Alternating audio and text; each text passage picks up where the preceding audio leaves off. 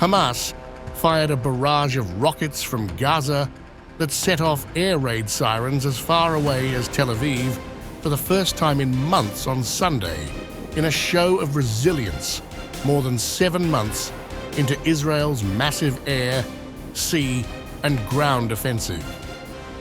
Here were no immediate reports of casualties or damage in what appeared to be the first long-range rocket attack from Gaza since January.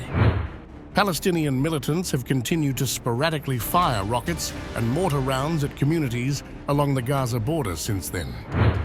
Al-Qassam Brigades claimed the attack and said it is a response to the massacre by the IDF. The Israeli military said 8 projectiles crossed into Israel after being launched from the area of the southern Gaza city of Rafah, where Israeli forces recently launched an incursion. It said a number of the projectiles were intercepted. Another Hamas wing, Saraya al-Quds, released footage of the planned bombing of the occupied city of Ascalon with a barrage of rockets in response to IDF's ongoing operation. Meanwhile, acting in retaliation, the IDF and ISA eliminated the Hamas chief of staff in Judea and Samaria and an additional senior Hamas official.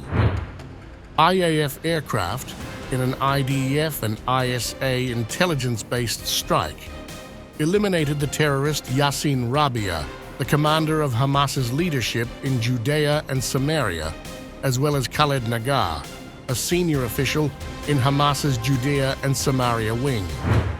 The strike was carried out in the area of Tal as-Sultan in northwest Rafah based on precise intelligence. As per IDF, Hamas's Judea and Samaria wing is responsible for the planning, funding, and carrying out of terror attacks throughout Judea and Samaria and within Israel. IDF also said that Yassin Rabia managed the entirety of Hamas's terrorist activity in Judea and Samaria, transferred funds to terror targets, and planned Hamas terror attacks throughout Judea and Samaria.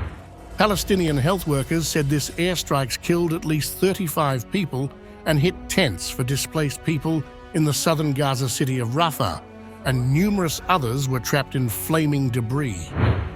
Gaza's health ministry said women and children made up most of the dead and dozens of wounded. The attacks came 2 days after the International Court of Justice ordered Israel to end its military offensive in Rafah, where more than half of Gaza's 2.3 million population had sought shelter before Israel's incursion earlier this month.